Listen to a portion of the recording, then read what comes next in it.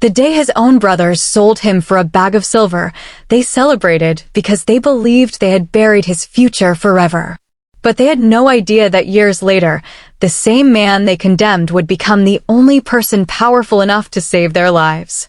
When they finally stood before him, begging for mercy, they didn't recognize the face staring back at them, until it was too late. In the peaceful mountain kingdom of Ardovia, people believed that a person's reputation was worth more than gold. Families were respected not because of their wealth, but because of the honor attached to their name. Among the people of Ardovia lived a young man named Kael. Kael wasn't the strongest in the village. He wasn't the richest. He wasn't even the oldest among his brothers. Yet everywhere he went, people spoke highly of him. Children admired his kindness. Farmers trusted his honesty. Village elders often sought his opinion because, despite his young age, Kael possessed uncommon wisdom. If an argument broke out between neighbors, Kael was usually the one who restored peace. If a poor widow struggled to harvest her crops, Kael would quietly help without expecting payment. His kindness made him loved by everyone, except the people who shared his blood. His 4 older brothers had grown tired of hearing villagers compare them to him. "Why is it always Kael?" one brother complained one evening. "Kael is honest. Kael is wise. Kael is humble. What about us?" Another slammed his fist against the wooden table. "As long as he remains here, we'll always live in his shadow." Their jealousy slowly transformed into hatred. Unknown to Kael, they began spreading lies about him. They whispered that he secretly wanted to take over the family inheritance. They accused him of pretending to be kind only to win people's praise. At first, nobody believed them. But lies repeated often enough began planting seeds of doubt. One afternoon, their aging father called all 5 brothers together. "I've secured a trade agreement with merchants across the eastern mountains," he announced. "One of you must travel with our finest goods."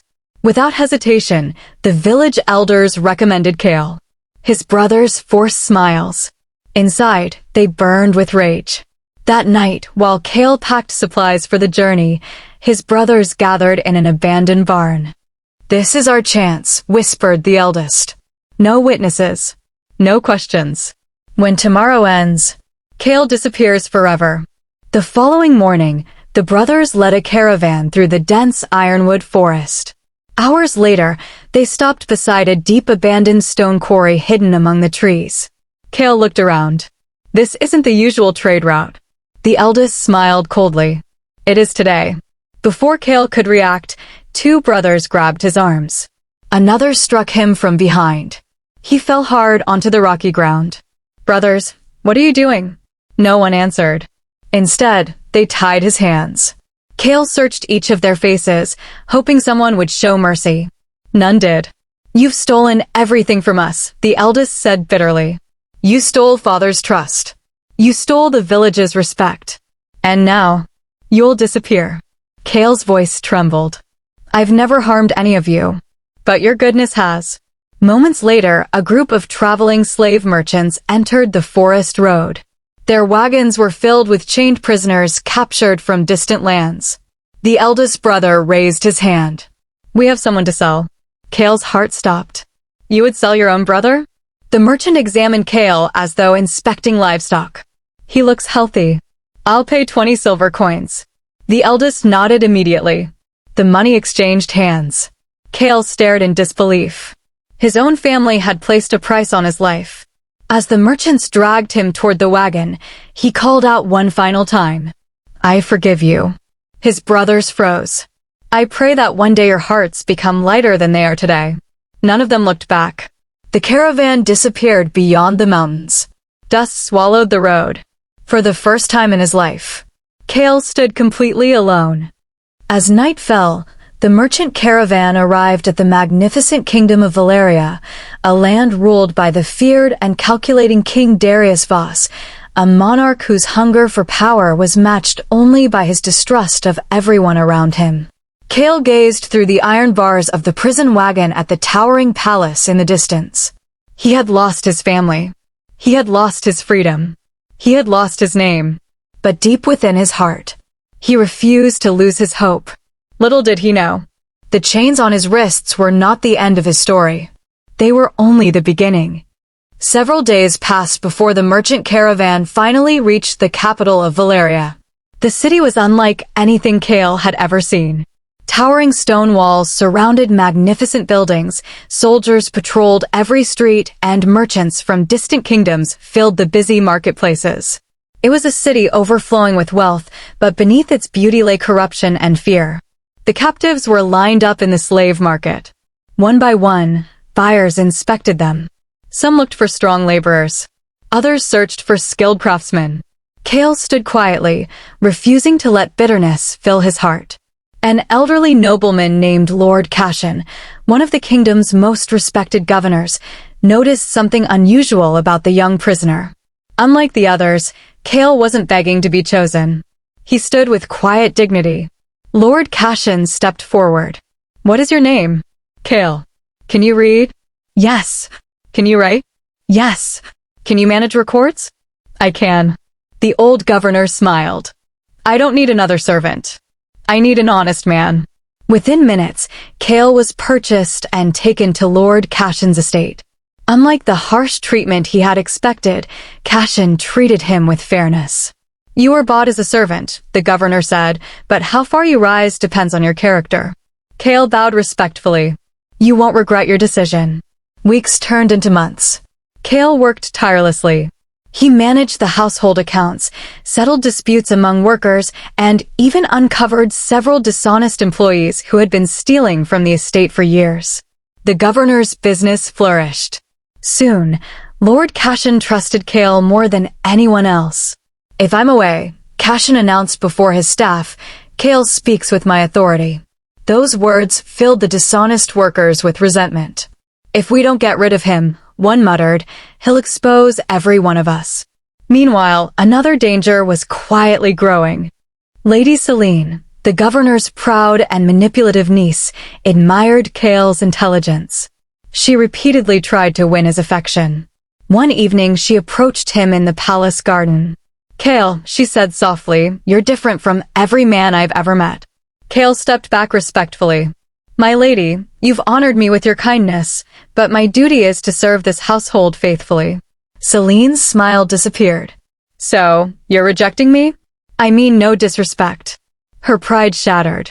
"If I can't have your respect, I'll make sure you lose everyone else's." A few days later, Lord Kael returned from an official journey.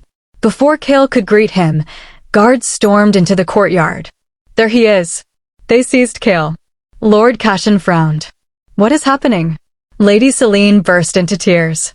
"He tried to force himself on me while you were away." The servants gasped. Kael stood frozen. "My lord, that's a lie." Celine continued crying. "I trusted him, and this is how he repaid us." Lord Kael looked at Kael with disappointment. "I believed in you." Kael answered calmly. "I have spoken only the truth since the day you met me. I will not begin lying now to save myself." The governor closed his eyes. "There is no proof either way, but the honor of this house must be protected." He turned to the captain of the guard. "Take him away." As chains were placed around Kael's wrists once again, several loyal servants lowered their heads in sadness. They knew the accusation didn't fit the man they had come to know. Kael walked toward the prison wagon without resistance. Looking up at the sky, he whispered, "They took away my freedom before, and I survived. If truth is on my side, then this darkness will not be my end." The prison gates slammed shut behind him. Hidden in the shadows, an elderly prisoner watched Kael enter. A faint smile crossed the old man's face. "You carry yourself like someone destined for something greater," he said. Kael looked at the stranger. "I've lost everything." The old prisoner slowly shook his head. "No. You've only arrived where your greatest journey begins." The prison beneath Valeria's royal fortress was a place where hope came to die. Its cold stone walls echoed with the cries of forgotten men. Some had committed terrible crimes. Others, like Kael, had become victims of lies and betrayal. On his first night, an elderly prisoner approached him. "My name is Rowan," the old man said. "I've been here for 12 years. Kael nodded respectfully. "I'm Kael." Rowan studied his face. Most men enter this place angry. But your eyes, they're different. Kael smiled faintly. I refused to let prison become my identity. Days turned into weeks. Unlike many prisoners who complained endlessly, Kael helped wherever he could. He shared his meals with those who were hungry, settled arguments before fights broke out, and encouraged those who had lost all hope. Even the prison guards began to notice.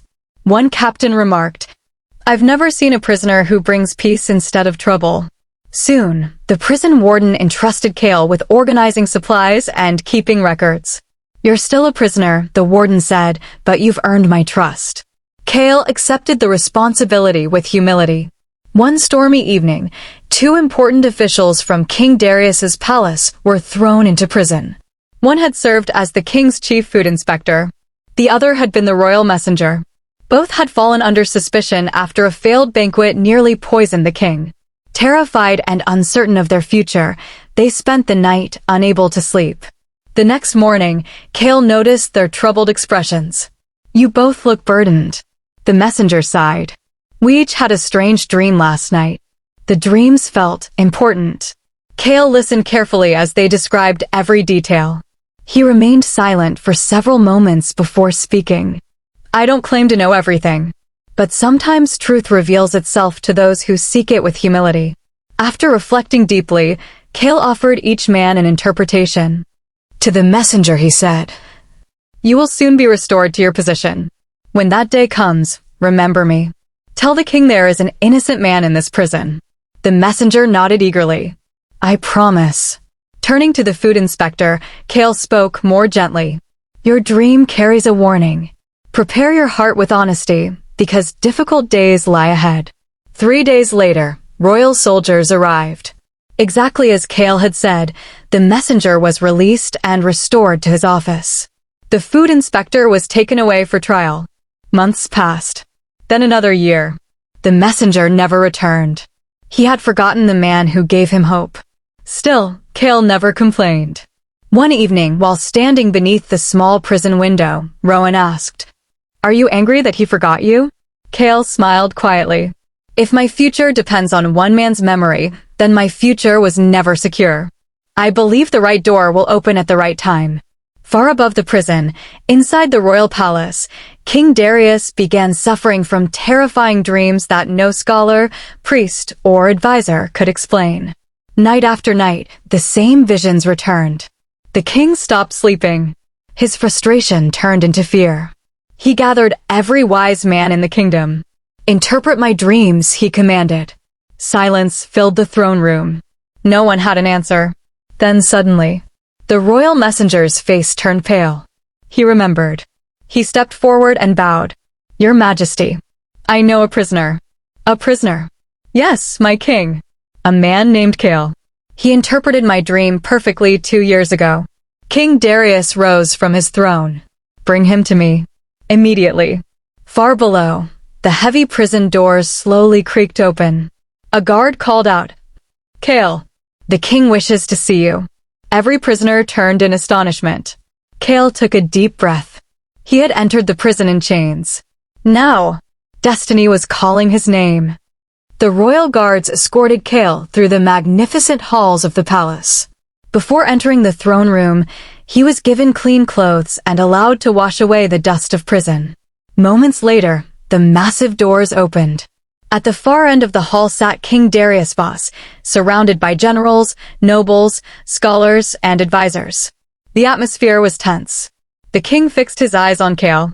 "So, you're the prisoner everyone is talking about." Kael bowed respectfully. "I am Kael, your majesty." The king leaned forward. "They say you possess unusual wisdom. Tell me, can you explain the dreams that have robbed me of my sleep?" Kael answered calmly. "Wisdom belongs to no man alone. Sometimes, truth reveals itself to those who seek it with humility. Tell me your dream." The king described a disturbing vision, a flourishing kingdom suddenly swallowed by years of devastating drought, empty storehouses, abandoned farms, and desperate people fighting over a single loaf of bread. When the king finished, silence filled the throne room. Kael thought carefully before speaking. "Your Majesty, this dream is not meant to frighten you. It is a warning. The nobles exchanged uneasy glances. Kael continued. The kingdom is about to experience years of extraordinary harvests. But if those years are wasted, they will be followed by a disaster unlike anything your people have ever known. The king's eyes widened. What should be done? Kael replied without hesitation. Build great storehouses across the kingdom. Save a portion of every harvest while the fields are overflowing. If you prepare today, the people will survive tomorrow. The advisors whispered among themselves. One elderly minister stood. Your Majesty, this is the wisest counsel we've heard in months. The throne room fell silent again. King Darius slowly rose to his feet. If this plan succeeds, thousands of lives will be saved. He looked directly at Kael. I need someone honest enough to carry it out. The king removed the royal seal from his finger and handed it to Kael. From this day forward, you are the High Steward of Valeria. You will oversee the kingdom's food reserves and answer only to me. Gasps echoed throughout the hall. Some ministers applauded. Others looked on with envy. A prisoner had just become one of the most powerful men in the kingdom. As Kael accepted the royal seal, he remembered the chains that had once bound his wrists. His circumstances had changed, but his character had not. Outside the palace, the people celebrated the king's decision. Yet hidden among the cheering crowd, a nobleman named Lord Varric, one of the kingdom's wealthiest officials, watched Kael with narrowed eyes. So, he muttered bitterly. A former prisoner now outranks us all. He turned to his followers. Keep your eyes on him. The higher a man rises, the harder he falls. 7 years passed. Just as Kael had warned, Valeria enjoyed seasons of extraordinary harvests. Under his leadership, enormous storehouses were built across the kingdom, and grain was carefully preserved. Then the rain stopped. Month after month, the fields dried up. Rivers shrank, crops withered, and neighboring kingdoms fell into desperate famine. While hunger spread across the land, Valeria remained prepared. People from distant nations traveled for weeks just to buy food. One busy morning, Kael stood on the palace balcony, watching hundreds of families gather outside the royal granaries. As he turned to leave, his chief guard approached. My lord, another group of travelers has arrived from the western mountains. Let them in, Kael replied. The travelers entered the grand hall one by one. The moment Kael saw their faces, his heart nearly stopped. They were his brothers. Time had changed them. Their clothes were worn, their faces carried the weight of hardship, and their confidence had vanished. But Kael recognized every one of them. His brothers, however, had no idea that the powerful high steward standing before them was the young man they had sold years ago. They bowed respectfully. My lord, the eldest said, our people are starving. We've come to buy grain. Kael remained silent. Memories of betrayal flooded his mind. The abandoned quarry, the silver coins, the chains. Yet instead of anger, he saw fear in their eyes. He decided to test them, not for revenge, but to discover whether they had changed. He instructed the guards to provide them with grain. Then, secretly, he ordered 1 bag of royal gold coins to be placed inside their wagon without their knowledge. As the brothers prepared to leave the city, the palace guards surrounded them. Stop. The captain searched their wagon. Moments later, he held up the bag of royal gold. Thieves. The brothers fell to their knees. We didn't steal anything, the youngest cried. The guards escorted them back before Kael. The eldest brother spoke through tears. My lord, years ago we committed a terrible wrong against someone who loved us. Since that day, we've carried the burden of our guilt. We would never steal. Kael listened carefully. Another brother stepped forward. If someone must remain as punishment, let it be me. Please don't punish the youngest. He has done nothing wrong. Kael looked into their eyes. For the first time, he saw not pride, but genuine repentance. He quietly dismissed the guards. A long silence filled the hall. Then Kael spoke in a trembling voice. You've changed. The brothers looked at him confused. Kael slowly removed the royal chain from around his neck. There is something you deserve to know. His eyes filled with tears. I am not just the High Steward of Valeria. I am Kael. The brothers stared in disbelief. Their faces turned pale. No, it can't be. The eldest brother collapsed to his knees. Brother, forgive us. The hall fell silent as years of guilt, pain, and regret came crashing down in a single unforgettable moment. The brothers stood frozen, unable to believe what they had just heard. The powerful High Steward, the man who controlled the kingdom's food supply, the man they had feared, was the very brother they had sold years ago. The eldest brother fell to his knees. Kael, we don't deserve your mercy. One by one, the others followed, tears streaming down their faces. We betrayed you. We sold you. We destroyed your life. We'll accept whatever punishment you choose. Kael looked at each of them in silence. For a brief moment, memories of pain flashed through his mind, the lonely nights, the chains, the prison, and the false accusations. He had every reason to seek revenge. Instead, he stepped down from his throne and gently lifted his eldest brother to his feet. No, I refuse to let hatred write the final chapter of my life. The brothers looked at him in disbelief. If I repay evil with evil, Kael continued, then I become no different from the men who hurt me. He embraced his eldest brother. Soon, the others rushed forward, and the family wept together for the first time in many years. Word of the reunion spread throughout the kingdom. Even King Darius heard what had happened. You had the power to punish them, the king said. Why did you forgive them? Kael smiled. Because forgiveness frees the heart of the one who forgives as much as the one being forgiven. The king nodded with admiration. You truly deserve the position you hold. Kael invited his brothers and their families to settle in Valeria, where fertile land and homes were provided for them. He gave them work, not as a reward for their betrayal, but as an opportunity to rebuild their lives with dignity. Years later, when the famine finally ended, Valeria stood stronger than ever. People from distant kingdoms spoke of the wise leader whose integrity had saved countless lives. But whenever someone praised Kael for his greatness, he would simply reply, "A person's true character isn't revealed when life is easy. It's revealed when they have every reason to give up, yet still choose what is right." Narrator. Jealousy may delay a person's destiny, but it cannot destroy it. Lies may imprison the innocent for a season, but truth eventually breaks every chain. And while revenge satisfies for a moment, forgiveness leaves a legacy that lasts for generations. As the sun set over the kingdom, Kael stood on the palace balcony, watching children laugh in the streets and farmers return to fields filled with life once again. The brothers who once tried to erase him now stood proudly beside him. His scars had become his strength. His trials had become his testimony. And his story became a reminder that no betrayal is greater than perseverance, no prison is stronger than hope, and no darkness can overcome a heart that refuses to surrender.